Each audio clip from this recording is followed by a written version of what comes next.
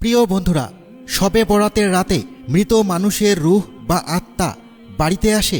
এই রাতে কবরের মধ্যে কি হয়? যখন কেউ কবর জিয়ারত করে তখন কবরে থাকা মৃত ব্যক্তির সাথে কি ঘটে? শবে বরাত এলেই বহু মানুষের মনে এই প্রশ্নগুলো জেগে ওঠে। তাই এইসব প্রশ্নের সঠিক উত্তর জানা জরুরি, কারণ এই বিষয়কে ঘিরে বহু ভুল ধারণা সমাজে প্রচলিত রয়েছে। তাই আজ আমরা কুরআন ও সহিহ হাদিসের আলোকে বিষয়টি পরিষ্কারভাবে বোঝার চেষ্টা করব। অনেক মুসলমানদের মধ্যে এমন ধারণা প্রচলিত আছে যে শবে বরাত বা বিশেষ কিছু রাতে মৃত ব্যক্তিদের আত্মা পৃথিবীতে ফিরে আসে, নিজেদের পরিবারের সঙ্গে দেখা করে এবং তাদের কর্মকাণ্ড দেখাশোনা করে।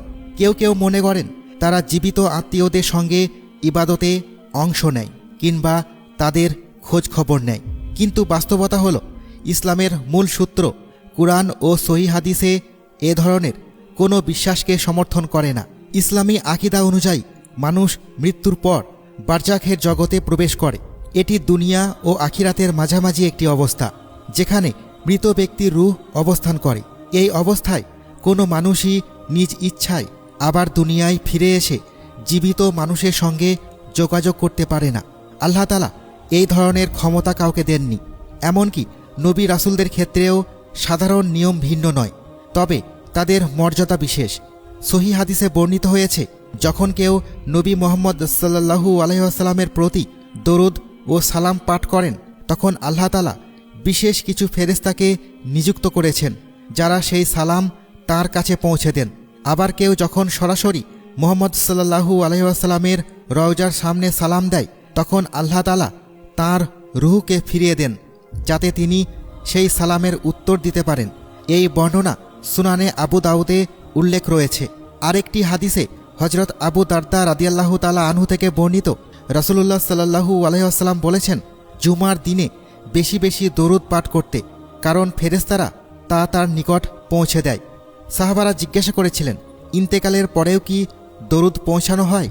উত্তরে বলা হয়, হ্যাঁ, কারণ আল্লাহ তাআলা নবীদের দেহকে জমিনের জন্য হারাম করে দিয়েছেন, অর্থাৎ তাদের দেহ নষ্ট হয় না। এইসব বর্ণনা থেকে বোঝা যায়, দুনিয়ায় মৃত ব্যক্তির আত্মা বা রূহ নিজের ইচ্ছায় ফিরে আসে না, বরং আল্লাহর নির্ধারিত নিয়ম অনুযায়ী কিছু বিষয় বিশেষ ব্যবস্থায় সংঘটিত হয়, যা সাধারণ মানুষের ক্ষেত্রে প্রযোজ্য নয়। তবে শহীদদের অবস্থা কিছুটা ভিন্ন। যারা আল্লাহর পথে জীবন উৎসর্গ করেন, তাদের জন্য বিশেষ মর্যাদা রয়েছে। সহিহ মুসলিমের বর্ণনায় এসেছে, শহীদদের রূহ সবুজ রঙের পাখির দেহে অবস্থান করে জান্নাতে বিচরণ করে এবং তারা আল্লাহর পক্ষ থেকে বিশেষ রিজিক লাভ করে। তবে এটিও দুনিয়ার জীবনের মতো নয়, বরং আখিরাতের এক বিশেষ জীবন। সাধারণ মৃত মানুষের রূহ বারজাখের জগতে অবস্থান করে। ঈমানদারদের রূহ ইল্লিনে থাকে বলে বর্ণিত হয়েছে, যা জান্নাতের নিকটবর্তী এক সম্মানিত স্থান। অন্যদিকে অবিশ্বাসীদের রূহ সিজ্জিনে থাকে, যা অত্যন্ত কষ্টকর পরিবেশের স্থান হিসেবে বর্ণিত। এই স্থানগুলো সম্পর্কে প্রকৃত জ্ঞান আল্লাহ তাআলাই ভালো জানেন। তবে একটি গুরুত্বপূর্ণ বিষয় হল, জীবিত মানুষের দোয়া, সদকা এবং নেক কাজের সওয়াব মৃতদের কাছে পৌঁছায়। বিশেষ করে সদকায়ে জারিয়া, দ্বীনি কাজ, উপকারী জ্ঞান এবং সন্তানের নেক দোয়া মৃত্যুর পরও মৃত ব্যক্তির জন্য কল্যাণ বয়ে আনে। তাই জীবিতদের উচিত মৃত আত্মীয় স্বজনের জন্য নিয়মিত দোয়া করা। হাদিসে আরও বর্ণিত হয়েছে, কেউ যখন কবর জিয়ারত করে মৃতদের সালাম দেয়, তখন আল্লাহ তাআলা সেই রূহকে তার কবরের সঙ্গে সম্পর্কিত করেন, যাতে সে সালামের জবাব দিতে পারে।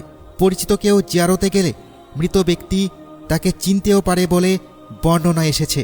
তবে যে ধারণা প্রচলিত আছে, শবে বরাত, জুমার রাত বা বিশেষ রাতে মৃতদের আত্মা বা রূহ বাড়িতে ফিরে আসে, এই ধারণার কোনো নির্ভরযোগ্য ভিত্তি নেই। বরং জুমার রাতের তাৎপর্য হল, এই সময় কবরবাসীদের জন্য দোয়া করা ও জিয়ারত করা অধিক ফজিলতপূর্ণ। বর্ণনায় আরও এসেছে, মৃত ব্যক্তিরা দোয়া ও সওয়াবের জন্য এমনভাবে অপেক্ষা করে, যেমন ডুবন্ত মানুষ উদ্ধারকারীর অপেক্ষায় থাকে। কেউ যখন তাদের জন্য দোয়া করে বা সওয়াব পৌঁছে দেয়, তখন তারা অত্যন্ত আনন্দিত হয়।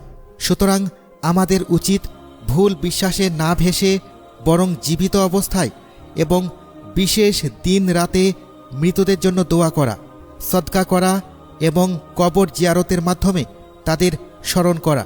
শবে বরাতের প্রকৃত তাৎপর্য এখানেই আত্মশুদ্ধি, তওবা, ইবাদত এবং আল্লাহর রহমত লাভের চেষ্টা। আল্লাহ তাআলা আমাদের সবাইকে কুরআন ও সুন্নাহর আলোকে জীবন পরিচালনার তৌফিক দান করুন এবং ভ্রান্ত ধারণা ও বানোয়াট আমল থেকে হেফাজত করুন। আমিন।